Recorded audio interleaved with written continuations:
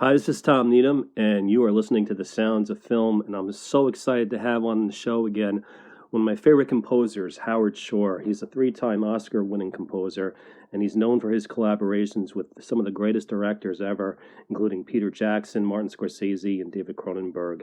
His latest score, though, is for the film called Song of Names, which follows the story of two childhood friends, played by Tim Roth and Clive Owen.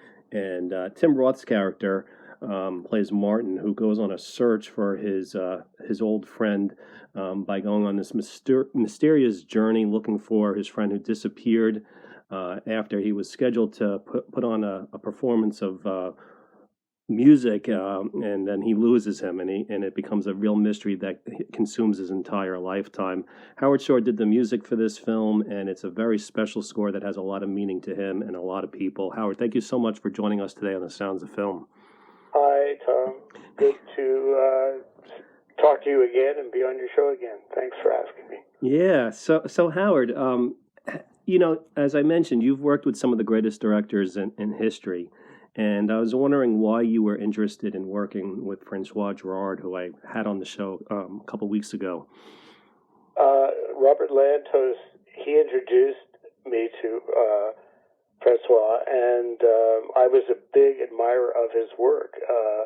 The Red Violin and the Glenn Gould film, 32 short films about Glenn Gould. I knew those films really well. I loved them. And I also knew Francois's work from the opera, from Parsifal to Metropolitan Opera, and I just thought he was a great director to work with, and it's like working with a musician. So it was a great thing for me to be able to work with him. What are some of the qualities of a good director when it comes to, doing music for someone? Well, just a good knowledge. I mean, Francois is a musician, and so working with him, he can read scores. You can discuss very detailed parts of music with him. I think we spent a little over 2 years before shooting the film just discussing the pieces that would go into the on-screen performances, and which was actually a lot of fun, because we delved into a lot of repertoire, Paganini, Bach. We looked at violin concertos from Dvorak, Saint-Saëns, Sibelius, Mendelssohn before deciding on the Brook, which is what we used in the film. So we weighed the pros and cons of all the different pieces in the film in a very lively discussion, which for a composer, it's like working with another musician of that caliber is great. Are there any drawbacks to working with someone who knows so much about music? No, it's wonderful. No, I love it when I work with directors and that are very knowledgeable musically. That's actually a lot of fun. Yeah, it sounds like it.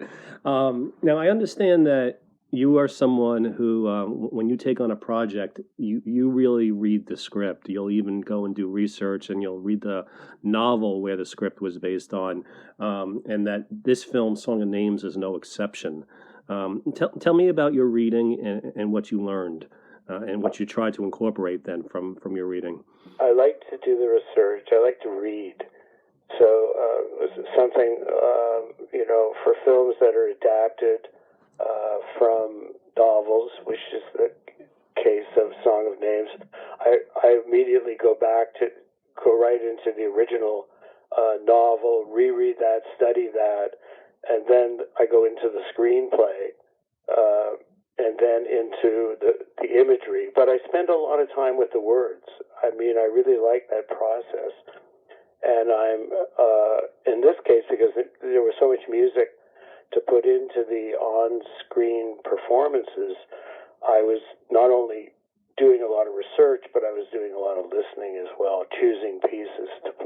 And of course, I had to write the Song of Names for Cantor, and there's a concert version of it in the film. Without giving too much away, it's a concert version with 3 violins and Cantor.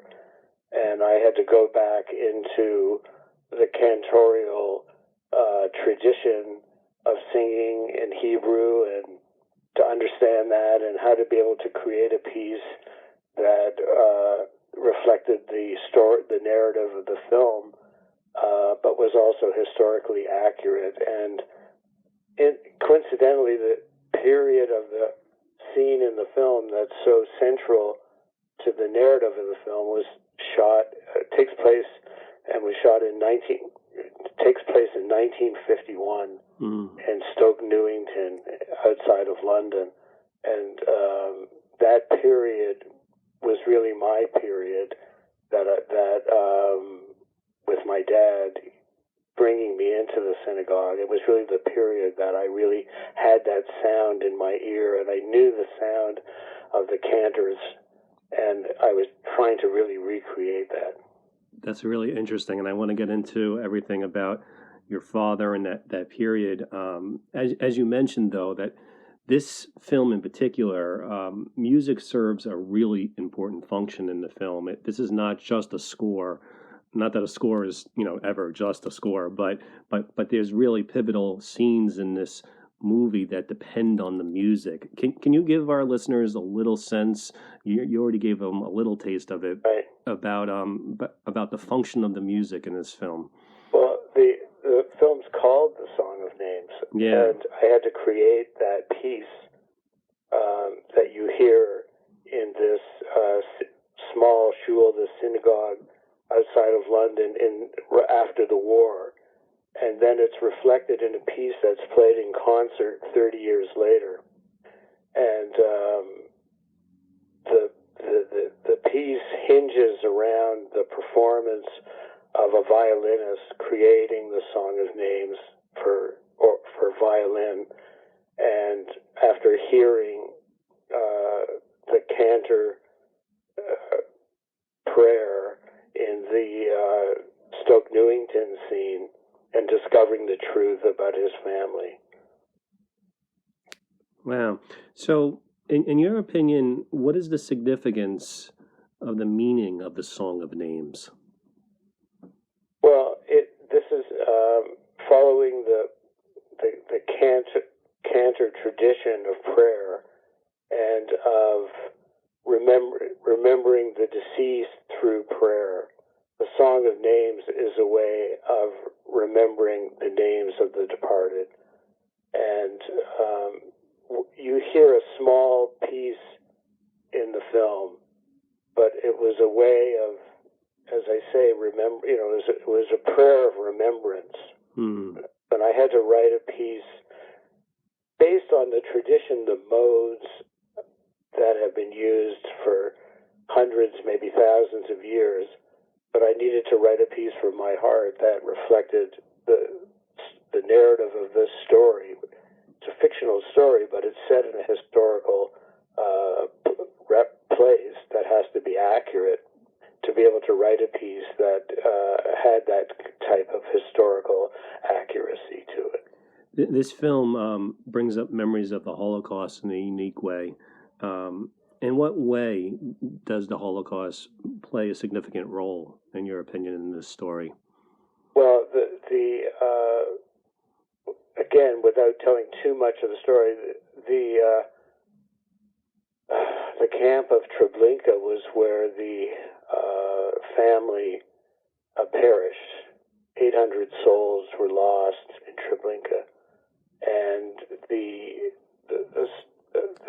singing, the prayer was a way of remembering the departed, and that's our connection in this story to the Holocaust. You alluded to earlier that this music that you were doing was significant to you, that had special meaning, that it was about a period in your life that was very important, and you mentioned your dad. Yes. Can you go into this a little bit more? My father, Max Shore, was a religious man. He started a synagogue in Toronto, Ontario, in Canada, called Beth Sholem. And in 1951, the date of this scene in this film, I was 5 years old. He was now bringing me into the synagogue. I was old enough to go. And so the sound of his voice singing, he was a great singer and a great man that was warm and just embraced people and embraced life. But I remember standing beside him as a child and hearing him sing with the cantors who would come through the synagogue. And during the holy days, the great cantors would travel, and they would come to the synagogue, for a few days and then leave, and they would come from Detroit and Windsor and, neighboring cities to Toronto, and you would hear these great artists, and I had that sound in my head, and just standing beside my dad at 5, I could remember that voice, and that was really what I was trying to create. And I found that I wrote a piece for Daniel Mutlu to sing. He's our cantor in the film, and it was written very specifically for him in the way that all the violin pieces were written for Ray Chen, our great, he's a terrific violin virtuoso, and he performed all those pieces. So I like to write for the performer very specifically, and that's what I was doing with Daniel and with Ray Chen. You mentioned earlier that that this took a long time to do, the research, right, the reading, the composing. Is this a much longer time than you usually take when you're working on a score? Yes, it is. Quite a long process, and I'm not sure that months just seem to go by, but I probably spent more time, writing the on-screen pieces, Song of Names, and writing the score for this film than I probably did for Fellowship of the Ring. Wow. It took longer. And I was enjoying the process immensely. I wasn't that I was, I was involved in the research, so the compositional part of it would work, would be a week or two here and there, and I'd kind of compile the composition over the 2 years. But I had to absorb the whole culture of it again. I had to go back to the 50s and remember that period, study the traditions. I spent time with Judith Clerman and Bruce Cohen, too. Bruce Cohen's a great cantor, and Judith Clerman's a choral conductor, and she's a choral director and conductor in New York. And they were a good guide for me to go back into the Hebrew and to go into the Jewish tradition and to really bring this out in me and something that was meaningful to me. I get the sense that, this was something that was important to you. Can you explain a little bit further why it was so important? Was it just a memory? Was this something that you wanted to do for your dad? Or was there something that you were rediscovering about your own faith? What was it that was driving you through this? I think it was all of those things. I was rediscovering something about my upbringing, and I was reconnecting with my father. And it felt like destiny, that I was working on this piece. It's interesting that the period before I wrote these pieces in Hebrew, I worked on the Latin Mass for a church in Switzerland, in Lucerne, Switzerland, the Hof Church. It was a commission for the music director, who I came to know, named Ludwig Vicky. So I worked on the Mass maybe about a year, and then I went into the Hebrew. So I've been in this religious mode for the last 2-3 years. Wow. Yeah. Well, it's interesting because I'm always fascinated with the connection between religion and music, and there's a long history of religions using music in a way that's very important for their rituals and their practice. What is it that you've learned, being that you worked on this other project as well, about the connection between music a lot. and religion? I'm grateful. Yeah. For the knowledge. I'm a composer, but I love the knowledge. I love to learn and I love to read. I love to research. I'm a constant student, and I just devour the information. I'm so happy to be learning about.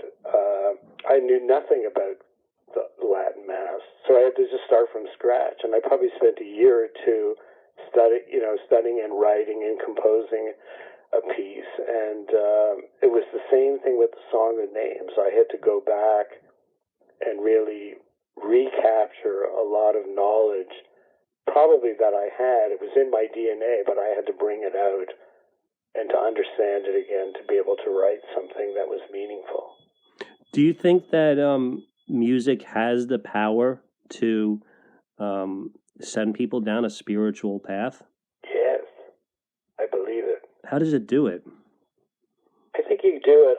I'm not sure of that process, but I know, like, even working with Tolkien, we weren't working with religion, but we were working with nature. I was so connecting to nature, which was so much about what Lord of the Rings was about, the preserving of nature, everything green and good. So in a way, I was connecting in the same way that with his world of nature and the preservation of nature, in the same way that I did with the Latin Mass, and also now with this Hebrew piece. There's a spiritual connection between all of that, and I think with music, it's a wonderful, part of life. To be able to create that is a gift, really. It's very powerful. I heard you say a moment ago that you thought it was destiny that this film came around. Do you really believe in destiny? I do. I mean, I like to let things flow. I like to not move the chess pieces too much. I like to contemplate the board and be open to the universe and what's possible. Wow. And I mean, there's so much out there today about different theories about what's going on in this world. Your idea of destiny, and then we'll get past this, but I'm just curious, like, who do you think that there's God that's controlling our destiny, or what is it, or the universe, or I'm just interested. That's definitely a greater power. A greater power, yeah. Yeah. Okay. Well, have you had the opportunity to see this film played with audiences? Yes. And quite a few times, yes. It's powerful. Yeah, and what is it that you're noticing with people when they're watching this film? It's just very emotional. You feel it when the film ends. I mean, people are in tears, and it's very quiet. They're gathering their thoughts. It's a very emotional film, and I've been to quite a few screenings, and it's very powerful. And if you were going to try and tell listeners why they should go out and see this movie, are you able to sell it to them at all? I mean, I think you've been already. I don't know if I'm supposed to do that, but it's a wonderful story told by a great director. It has a lot of truth and heart. It's completely accurate historically, and also musically. Very, very accurate. And all of its classical music references are done beautifully, and it's just a joy to watch. I mean, the cinematography, the editing, the acting, the direction, the production design, all of it is really balanced and really beautiful in this film. We talked a little bit about you as a child. I knew you grew up in Canada, right? And you knew Lorne Michaels, and you eventually worked with David Cronenberg. Did you ever imagine when you were that young that you would be one of the greatest Hollywood composers of all time? Well, thank you. That's really kind of you to say. I didn't have the dream, I just, I followed, my instincts. I did a bit of directing when I was young, some acting and some writing, and all my friends were part of little small repertory theater groups, and I just followed my instinct, I think, into music, and it was really just the love of music, and over the years I've been able to do different things in different forms. I've been very, very grateful for that. Well, I'm very grateful that that you stuck with this film and you worked so hard on it because it's a very special movie. We've been speaking with Howard Shore, and we're talking about Song of Names, and we're going to be playing a lot of music from Song of Names. Normally, I like to talk about one's whole career, but I thought today it would be appropriate just to talk about this one movie. So, Howard, I want to thank you so much for coming back on the show. I hope we can talk again in the future, but congratulations. This is a major accomplishment, this score, and it's quite a film that I highly recommend to everybody. Thank you, Tom. Great talking to you. Okay, take it easy. Forward to the next time. Okay, and have a great new year. Bye-bye. Thank you. Bye.